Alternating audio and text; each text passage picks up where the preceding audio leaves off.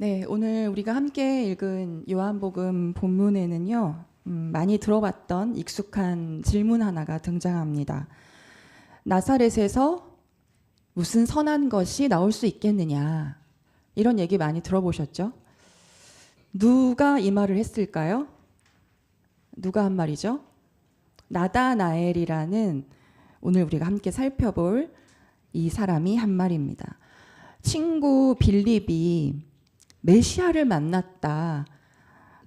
오늘 메시아라는 단어를 사용하진 않았지만 율법책에 기록하였고 예언자들이 기록한 바로 그분을 우리가 만났다라고 나사렛 예수를 소개했습니다. 빌립이 나다나엘에게 예수를 소개했을 때 나다나엘이 굉장히 회의적으로 차갑게 반응하는 거죠. 그렇게 얘기했는데 그러나 뜻밖의 예수는 그를 보면서 찬사를 보내십니다. 보아라, 저 사람이야말로 참으로 이스라엘 사람이다. 그에게는 거짓이 없다. 그렇게 냉소하는 나다나엘에게 칭찬하신 예수님의 이야기, 이 역설은 무슨 의미일까요? 이 예수를 처음 만난 이 나다나엘이 그래서 이상하다는 듯이 물어요. 어떻게 나를 아십니까? 그랬더니 예수님이 뭐라고 하셨어요? 빌립이 너를 부르기 전에 네가 어디에 있는 것을? 무화과 나무 아래에 있는 것을 내가 보았다. 이 한마디에 나다나엘이 갑자기 선생님은 하나님의 아들이시오 이스라엘의 왕이십니다 라고 얘기하거든요. 도대체 예수가 무화과 나무 아래에 있는 너를 내가 보았다. 이 말이 무슨 뜻이길래 나다나엘의 이 삶이 갑자기 이렇게 뒤집힌 것일까요? 유대 전통에서는요, 무화과 나무는 단순한 나무가 아닙니다. 열왕기상 4장 25절에 보면은 솔로몬 왕의 태평성대 시대를 이렇게 기록하고 있어요. 솔로몬의 일생 동안에 이스라엘이 저마다 자기의 포도나무와 무화과 나무 아래에서 평화를 누리며 살았다. 그러니까 무화과 나무 아래에 있다는 것은 하나님의 통치가 온전히 임한 상태, 더 이상 불안과 위협이 없는 그런 위협 속에서 살지 않아도 되는 평화의 상태, 즉 샬롬을 의미하는 거예요. 열왕기상뿐만이 아니라 미가서에서도 같은 이미지를 사용해서 말씀을 합니다. 그런데 미가서는 아직 오지 않은 어떤 미래에 대해서 약속해 주시는 말씀이에요. 미가서 4장 4절에 보면 사람마다 자기 포도나무와 무화과 나무 아래 앉아서 평화롭게 살 것이다. 사람마다 아무런 위협을 받지 않으면서 살 것이다. 이것이 만군의 주님께서 약속하신 것이다.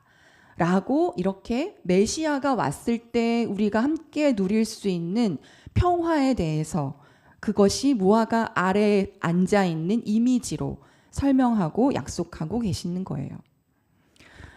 그리고 그 고대 중동 지방에 그 무화과 나무라는 것은 나무의 이파리가 이렇게 손바닥 모양이거든요. 이렇게 손가락 모양으로 갈라져 있고 굉장히 크고 무성해요.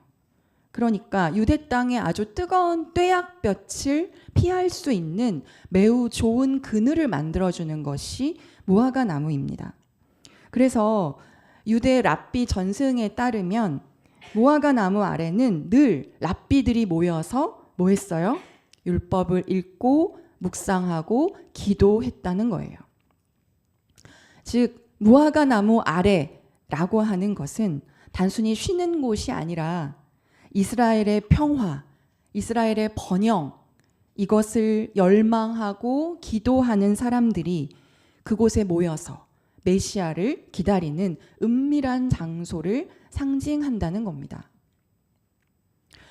그렇다면 나다나엘은 왜 나사렛에서 무슨 선한 것이 나올 수 있겠느냐라고 얘기했을까요? 여러분 이 말을 어떻게 알고 계시나요? 보통 우리는 나사렛이 갈릴리의 변방의 시골이고 또 멸시받았던 땅이어서 굉장히 지역 차별적으로 이야기하고 있는 것이다. 이렇게 이해했던 경우가 있습니다. 그런데요, 나다나엘 자신도 갈릴리 사람이거든요. 갈릴리 가나. 우리가 지난번에 다루었던 혼인잔치가 일어났던 가나. 그 갈릴리 지방의 출신이에요. 같은 갈릴리 사람이 같은 갈릴리 나사렛을 차별한다? 그리고 나다나엘은 그렇게 배운 사람, 또 엘리트도 아니었어요. 그래서 역사를 좀 더 들여다보면 나다나엘의 이 말은 그냥 단순한 어떤 편견의 말이 아니라는 것을 알 수 있습니다. 예수님이 태어나시고 나서 얼마 지나지 않아서 헤롯 대왕이 사망을 합니다. 그렇게 헤롯 대왕이 딱 죽자 나사렛이 있던 그 갈릴리 지방에 있는 사람들은 억눌려 있던 그 분노가 폭발을 했어요. 그래서 그 당시에 로마에 저항하는 갈릴리 민중의 봉기가 일어납니다. 그 거점은 바로 갈릴리의 수도였던 세포리스라는 도시였는데요. 이 도시는 나사렛과 불과 5, 6km 정도 떨어져 있었던 가까운 곳이었어요. 그곳에서 봉기가 일어나자 로마는 어떻게 했을까요? 잔혹하게 진압했습니다. 그리고 세포리스라는 도시는 완전히 파괴됐어요. 그리고 수천 명이 죽고 거기에 있는 모든 사람들이 다 노예로 팔려갔어요. 그리고 다시는 이런 봉기가 아예 이제 앞으로 일어나지 못하도록 그 반란의 싹을 완전히 자르기 위해서 갈릴리 일대의 주요 모든 도로변에 유대인 2,000명을 십자가 처형에 달했습니다. 그러니까 나사렛 사람들은 세포리스라는 그 가까운 동네, 그곳에서 계속해서 불이 타고 도시가 파괴되는 연기를 보았고요. 길가에 줄지어 세워진 그 2,000개의 십자가 위에서 자신들의 일가 친척, 가족, 친구, 동료들이 그렇게 비명을 지르며 죽어가는 모습을 목격했어요. 나다나엘과 예수는 바로 이 공포의 풍경을 그대로 보면서 자라는 세대입니다. 그렇게 파괴된 세포리스라는 도시를 재건하는 그 노동에 인근의 많은 민중들이 동원되었을 거예요. 그래서 아마도 예수의 가족과 친척들 또는 나다나엘의 가족과 친척들 아니면 예수의 아버지였던 요셉도 아마 그렇게 어떠한 세포리스의 도시의 재건에 동원됐을지 모르는 일입니다. 그렇게 나사렛은 피비린내 나는 국가폭력의 현장이었고요. 그 상처를 몸소 겪어낸 그 사람들이 온전히 살아갈 수밖에 없는, 온전히 숨죽여서 살아갈 수밖에 없는 그러한 트라우마의 땅이었다는 거예요. 그래서 그 세포리스에서 일어난 그 비극은 예수와 그 시대 사람들의 의식을 지배하는 아주 가장 거대한 공포였습니다. 그래서 나다나엘이 이렇게 말하는 거죠. 나사렛에서 무슨 선한 것이 나올 수 있겠느냐. 여러분, 이 말은 차별의 언어가 아니라 집단적 트라우마의 상처이고요. 차가운 냉소라기보다는 처절한 탄식에 가까운 이야기입니다. 이 땅에서 다시는 희망을 말할 수 있겠느냐라는 거예요. 그런 나다나엘이 그런데 어디에 있었어요? 무화과 나무 아래에 있었다. 이거는 무슨 뜻이죠? 한가롭게 그렇게 경건한 어떤 묵상을 했다는 게 아니라 하나님, 당신은 어디 계셨습니까? 헤롯 같은 폭군이 죽어도 그 로마라는 엄청난 무력이 우리를 짓밟을 때 하나님 당신은 어디에 계셨습니까? 그 평화의 시대는 그리고 우리가 기다리고 있는 그 약속하신 메시아는 도대체 언제 오시는 겁니까? 라고 묻는 굉장히 절박한 외침이었을 거예요. 종교 지도자들이 다 부패했죠. 그리고 갈릴리 민중들의 삶은 완전히 황폐해졌습니다. 그 땅에서 메시아를 그렇게 기다려야 하는 일, 그것이 때로는 너무나 지겹고 고독한 독백이었을 거예요. 그러나 그럼에도 그는 그 자리를 떠나지 않았습니다. 많은 사람들이 로마나 성전 지도자들에게 아부하고 자신의 신앙과 신념을 저버리면서 자기 살 길을 다 찾아도 나다나엘은 무화과 나무 아래를 떠나지 않았어요. 하나님을 도대체 이해할 수 없지만 이해할 수 없는 차원의 하나님을 기다렸습니다. 피비린내 나는 그 학살의 생생한 기억과 상처가 지금도 너무 두렵고 아프지만 그 아픔을 회피하지 않고 약속의 말씀을 다시 붙잡았어요. 이것은 그가 매 순간 다시 하나님의 현존으로 돌아갔다는 걸 의미합니다. 다시 거룩한 단어로 돌아가는 것을 멈추지 않았다는 뜻이에요.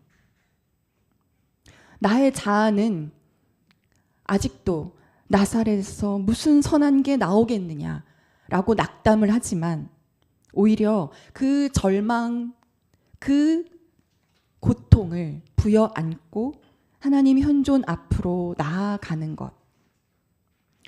그래서 나다나엘에게 무화과 나무 아래라고 하는 것은 하나님과 접속하는 내적 침묵의 성소이고요. 그 누구도 알아주지 않는 불가능해 보이는 그 영적 갈망을 다시 내어 맡기는 골방의 자리였던 겁니다. 그런데 그런 나다나엘에게 예수님이 이렇게 얘기하신 거죠. 네가 무화과 나무 아래에 있는 걸 내가 보았다. 나의 이 모든 내적 투쟁의 여정을 이분이 알고 계시다니. 나다나엘은 예수님의 이 말씀에 그래서 전율합니다. 예수는 이미 그 나다나엘의 내면의 성소, 그 존재의 심연을 이미 알아보셨어요. 예수님의 이 말씀은 네가 세포리스의 그 연기를 보면서 절망할 때, 네가 십자가에 달린 동포들을 보면서 하나님을 원망할 때, 나 역시 그 나사렛의 흙먼지를 마시면서 너와 함께 아파하고 있었다. 네가 깊은 상처 속에서 그럼에도 그 고독한 갈망을 놓지 않았다는 것을, 그 두려움 속에서도 하나님 현존을 향하려는 그 지향을 나는 이미 보고 있었다라는 말씀인 거죠. 그래서 예수님이 그 무화과 나무 아래에 그를 보았다는 건 그 깊은 역사적인 상처와 모든 두려움까지도 껴안으셨다라는 뜻입니다. 여러분, 그래서 영적 여정은요, 내가 하나님을 찾아가려는 노력이 아니라 이미 나를 응시하고 계시는 하나님의 시선을 발견하고 그 안에 머무는 것입니다. 나보다 먼저 나를 알아주시고, 나보다 먼저 나를 돌보시고, 나보다 먼저 나를 사랑하시는 분. 이것이 하나님의 선행하시는 은총이에요. 하나님의 은총은 늘 먼저 선행하십니다. 그래서 신앙은 인간의 어떤 종교적 애씀이 아니라 이미 주어진 하나님 현존에 대한 응답이에요. 그래서 우리는 기도 속에서 하나님을 부르는 것이 아니라 이미 계신 하나님을 알아차리는 겁니다. 나다나엘이 자신이 예수를 본 것이 아니라 예수가 이미 자신을 보고 있었다는 그 사실 앞에서 변형됩니다. 자기의 가장 깊은 그 내면의 고독, 그 갈망의 자리를 이미 보신 바로 이분이 메시아구나 라는 걸 알았어요. 내가 미처 그것을 몰랐을 뿐 메시아는 이미 와 계셨습니다. 그래서 나다나엘이 고백하는 거예요. 선생님은 하나님의 아들이시오 이스라엘의 왕이십니다. 근데 여러분, 이 고백이 얼마나 위험천만한 고백인지 우리는 좀 이제 알겠죠? 당시 로마 식민지 지배 하에서 왕은 누구에게만 쓰는 호칭이에요? 로마 황제에게만 쓰는 호칭이에요. 게다가 로마가 갈릴리를 어떤 눈으로 바라보고 있어요? 잠재적인 반란 세력. 또 언제 그런 일이 벌어질지 모르는 곳. 그래서 다시는 그런 비극이 일어나지 않게 하려면 조용히 입 다물고 지내야 하는 바로 그 갈릴리 지역에서 로마 황제가 아닌 나사렛 출신 예수에게 하나님의 아들, 이스라엘의 왕이라고 하는 호칭을 쓴다는 건 얼마나 간담이 서늘해지는 일인지는 나다나엘이 더 잘 알고 있었을 겁니다. 그럼에도 그는 그 고백을 감행했어요. 자기의 삶을 예수를 따르는 것에 드리겠다라고 하는 전적인 동의가 바로 이 고백에 담겨져 있는 거예요. 그런데 예수께서 나다나엘을 보시며 하셨던 말씀 중에서요, 우리가 그냥 지나쳐서는 안 될 표현 하나가 있습니다. 보아라, 참으로 이스라엘 사람이다. 그에게는 거짓이 없다. 이렇게 말씀하셨죠. 이때 거짓이라고 하는 것은 헬라어로 돌로스인데요. 이 뜻은 기만, 속임수라는 뜻입니다. 요한복음 기자는 매우 의도적으로 지금 이 단어를 쓰고 있어요. 이 돌로스라는 단어가 속임수, 기만, 이게 구약의 어떤 인물을 떠올리게 하죠?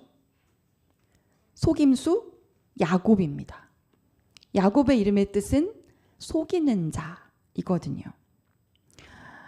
야곱이 형을 속이고 축복을 빼앗아서 달아났던 사람이었고, 그러다가 하나님과 나중에 겨루어서 이긴 후에 얻은 새로운 탄생의 이름이 이스라엘이에요. 예수님이 나다나엘에게 지금 참으로 이스라엘 사람이다. 그에게는 뭐가 없다? 거짓, 돌로스가 없다. 예수님은 지금 나다나엘을 보면서 일종의 언어 유희를 하고 계시는 거예요. 여기 돌로스가 없는 참 이스라엘 사람이 여기 있다. 그러니까 예수님은요, 나다나엘을 지금 새로운 야곱으로 호명하고 계시는 겁니다. 나다나엘이라는 이름의 뜻은 하나님이 주신 사람, 하나님의 선물, 이런 뜻이 있어요. 그러니까 야곱과 같이 속여서 뭔가 자기의 힘으로 얻어낸 삶이 아니라 하나님이 주신 선물을 받았다는 은총의 사람이라는 뜻이 담겨 있습니다. 돌로스 없는, 그 거짓 없는 참 이스라엘 사람, 네가 무화과 나무 아래에 있었구나. 그러면 내가 이제 새로운 약속을 너에게 더 주겠다. 더 큰 일을 이제 볼 거야. 라고 하시면서 주신 약속의 말씀이 51절인데요. 너희는 하늘이 열리고 하나님의 천사들이 인자 위에 어떻게 한대요? 오르락 내리락 하는 걸 보게 될 것이다. 여러분, 하늘이 열리고 하늘의 천사가 오르락 내리락 한다라는 말을 들으면 구약 성서를 잘 알고 있는 사람들은 또 어떤 장면이 떠올라요? 야곱의 밤이 떠올라요. 오늘 창세기 28장입니다. 그러니까 예수님은 매우 의도적으로 지금 창세기 28장의 야곱의 이야기를 소환하고 계시는 거예요. 이 밤은 어떤 밤이죠? 도망자의 밤입니다. 야곱이 형 속이고 아버지로부터 장자의 축복을 가로챈 이후에 형 에서가 자기를 죽일 것 같은 그 두려움에 떨면서 외삼촌의 집으로 가잖아요. 그러다가 어느 날 광야길에서 돌을 베개 삼아 잠이 들었습니다. 그때 꿈을 꾸는데 땅과 하늘을 잇는 층계, 오늘 번역은 층계라고 되어 있는데 사닥다리라고도 얘기할 수 있어요. 그런 층계가 있고 그 층계를 천사들이 오르락 내리락 하는 것을 보게 돼요. 그러더니 그 층계 맨 위에서 주님이 이렇게 얘기하시는 거죠. 나는 너의 할아버지 아브라함의 하나님, 너의 아버지 이삭의 하나님. 근데 이제 내가 너의 하나님이 되겠다. 네 아버지 하나님, 할아버지 하나님이 아니라 내가 너의 하나님이어서 내가 너와 함께 하겠다. 네가 어디로 가든지 너를 지켜주며 너를 떠나지 않겠다. 이렇게 얘기를 하시는 것을 야곱이 꿈으로 만나게 됩니다. 그랬더니 야곱이 그 다음에 어떻게 했죠? 이건 한번 읽어볼게요. 오늘 본문 창세기 28장 16절입니다. 창세기 28장 16절 말씀 같이 읽겠습니다. 시작. 야곱은 잠에서 깨어서 혼자 생각하였다. 주님께서 분명히 이곳에 계시는데도 내가 미처 그것을 몰랐구나. 여러분, 이 고백은요, 성서 전체에서 인간 인식의 한계를 가장 강렬하게 표현하는 문장 중에 하나입니다. 하나님은 이미 여기 계셨지만 그는 미처 그것을 알지 못했습니다.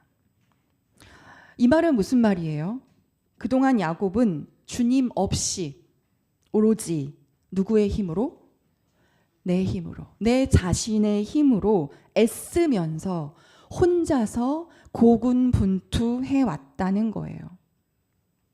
그래서 야곱의 삶은 하나님을 신뢰하기보다는 스스로 살아남아야 한다고 믿었던 인간의 초상입니다. 스스로 애쓰려고 하는 인간의 원형이에요. 그러나 여러분, 하나님의 현존은 인간의 인식에 의존하지 않으십니다.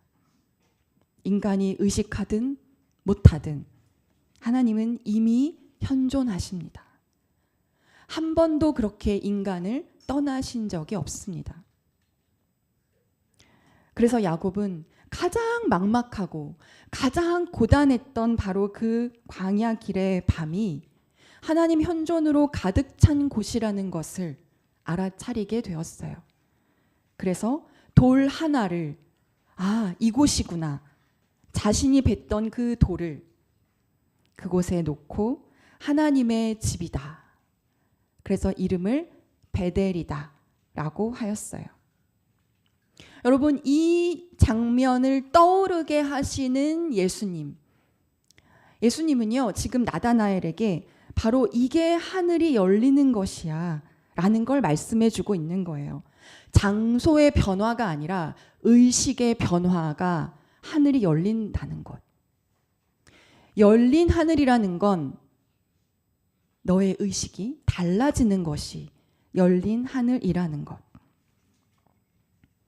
그런데 예수님은요, 여기서 아주 중요한 하나를 수정하십니다.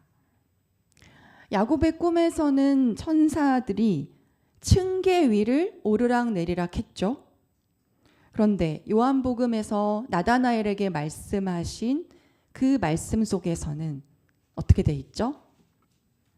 요한복음 1장 51절을 한번 찾아볼까요? 읽겠습니다. 요한복음 1장 51절. 시작. 예수께서 그에게 또 말씀하셨다. 내가 진정으로 진정으로 너희에게 말한다. 너희는 하늘이 열리고 하나님의 천사들이 인자 위에 오르락 내리락 하는 것을 보게 될 것이다. 천사가 어디 위에? 인자 위에. 여러분, 인자는 뭐예요? 예수 그리스도 자신이에요. 여러분, 예수님은 지금 자신이 곧 층계, 사닥다리가 될 것이라고 말씀하시는 거예요. 이제 하나님을 만나는 통로는 층계나 사닥다리와 같은 특정 사물이 아니다. 돌베개가 있었던 어떤 특정 장소도 아니다. 제사도 성전도 율법도 아니다. 오롯이 나를 통해, 나와의 관계를 통해, 나와의 만남을 통해 열린 하늘을 만날 수 있게 될 것이다. 즉 예수 그리스도가 참된 하나님의 집이라는 걸, 예수 그리스도가 새로운 베델이라고 하는 것을 이야기해주고 계시는 거예요. 마치 나다나엘이 새로운 야곱이 된 것처럼 예수님은 새로운 베델이심을 이야기해주고 계시는 겁니다. 하나님을 향한 인간의 어떤 상승이 아니고요. 인간을 향한 하나님의 하강이에요. 그래서 구원은 하늘로 올라가는 그 사다리를 찾는 것이 아니라 예수 그리스도가 친히 사다리가 되셔서 우리 삶의 이 비천한 자리까지 내려오신 사건이에요. 그래서 예수님은 그 돌로스, 거짓이 없는, 그러나 그 상처와 절규 속에서도 무화과 나무 아래에서 그 하나님을 지향해 왔던 나다나엘에게 이렇게 얘기하시는 거죠. 네가 이제 야곱이 꿈꿨던 그 열린 하늘의 실체를 이제 보게 될 것이다. 그것이 이제 꿈이 아니다. 너의 현실이 될 것이다. 여러분, 이 말은 다른 말로 하면 하나님과 우리 사이에 이제 분리되었다는 것이 끝났음을 알리는 매우 신비적인 선언이에요. 예수 그리스도를 통해 직접 어떤 매개 없이 하나님과 우리가 관계 맺을 수 있다는 현존의 직접성을 계시해 주시는 거예요. 한번 따라해 볼까요? 현존의 직접성. 여러분, 이건 하늘과 땅, 신성과 인성, 성과 속, 초월과 내재, 이 모든 것을 통합하시는 거예요.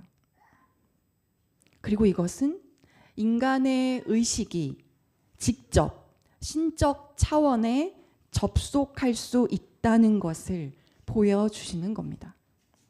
우리 내면의 심연에 그 깊은 우물의 차원이 존재한다는 걸 의미해요.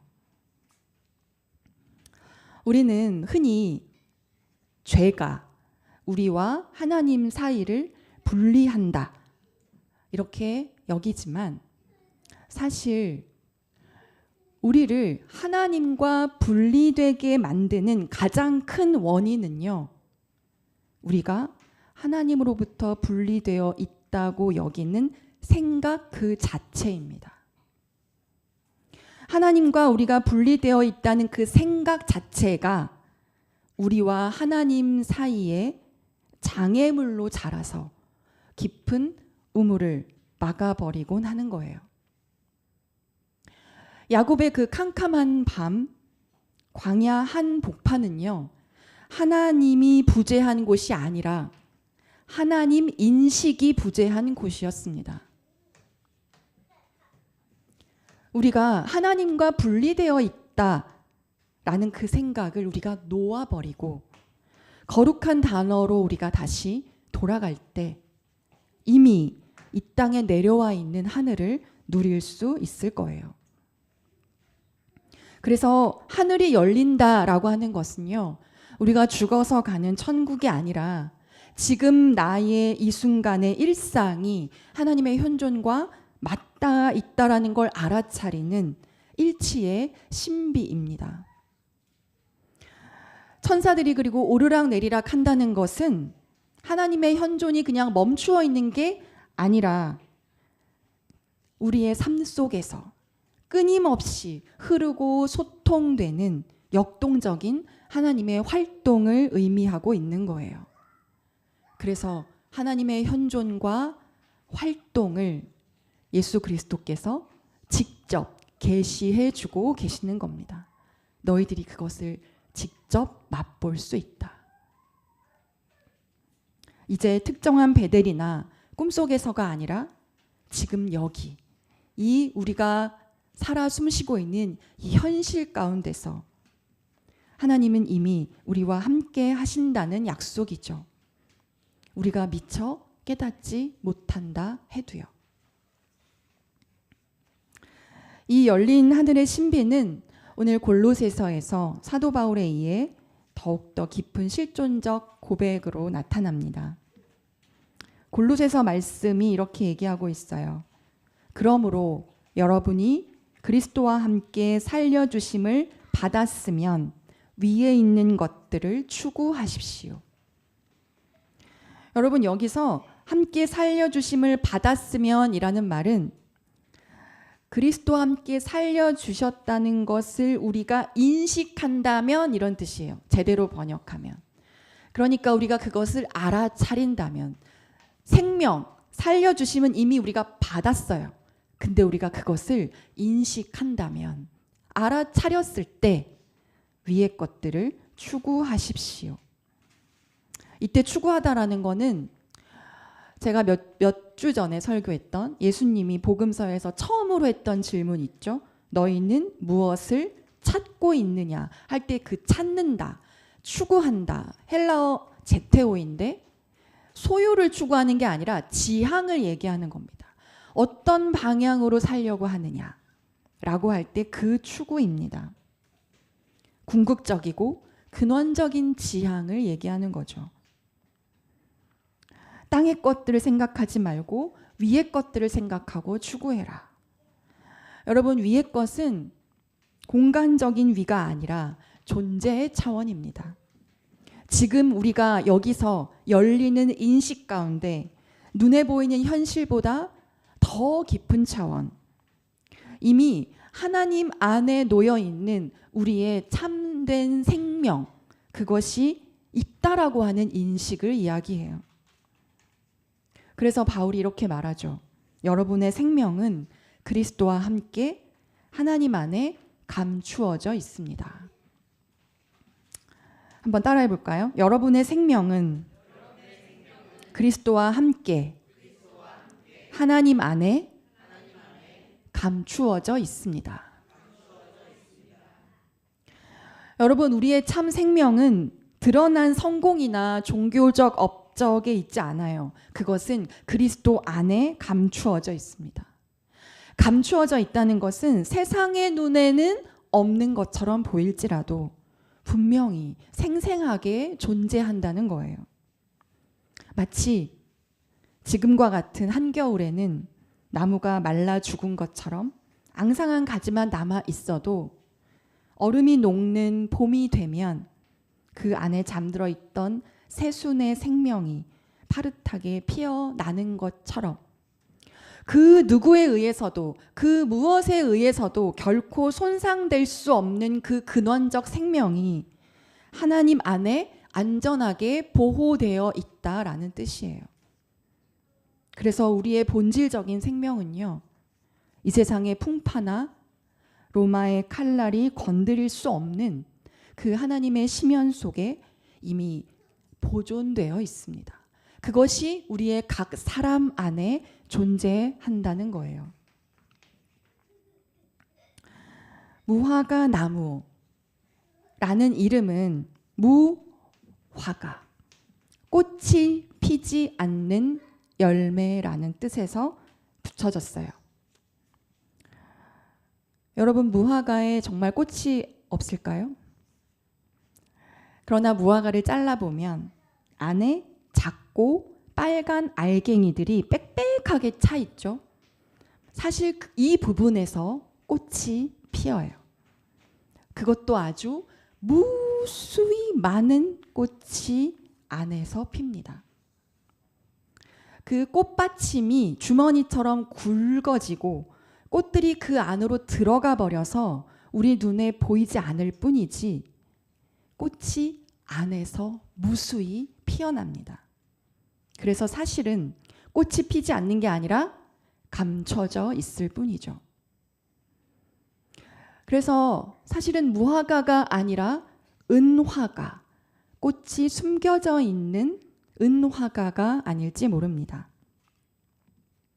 우리는 미처 깨닫지 못하지만 하나님의 현존은 이미 우리 안에 있습니다. 밖으로 화려하게 피어 누군가에게 증명해 보여야 하는 꽃이 아니라 우리 존재의 심연 속에서 이미 빽빽하게 피어 있는 은총의 꽃이 있습니다. 여러분, 우리가 인생의 겨울을 지나는 것 같을 때, 내 삶에 아무런 열매도 어떤 꽃도 없는 것 같을 때, 나사렛의 상처와 캄캄한 광야의 외로움 속에 홀로 있다고 우리가 느낄 때 기억하시기 바랍니다. 우리가 미처 깨닫지 못할 뿐 하나님은 이미 우리와 함께 계십니다. 우리의 상처와 아픔을 이미 알고 계시고 남모를 눈물과 처절한 갈망을 이미 보고 계십니다. 우리가 기도를 시작하기도 전에 하나님은 이미 우리의 마음속 깊은 곳, 그 내면의 성소에서 기다리고 계십니다. 내가 미처 몰랐을 뿐 하나님은 단 한 번도 우리를 떠나신 적이 없습니다. 우리도 그 무화과 나무 아래 그 자리를 떠나지 않으면서 혼자서 고군분투하지 말고 내 안에 주님과 함께 나사렛의 겨울을 통과해 나가시기를 바랍니다.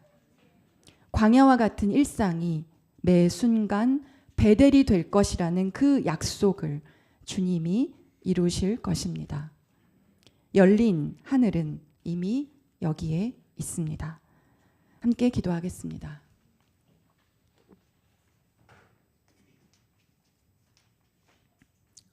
자비하신 하나님, 우리가 미처 알지 못했을 뿐 당신은 이미 우리 삶의 중심에 계셨습니다.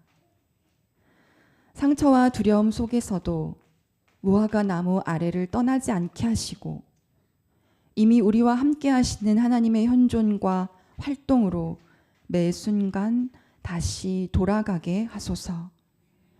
우리의 생명이 하나님 안에 안전하게 보호되고 있음을 믿으며 오늘 우리가 딛는 이 척박한 땅에서 열린 하늘을 경험하게 하소서. 예수 그리스도의 이름으로 기도합니다. 아멘.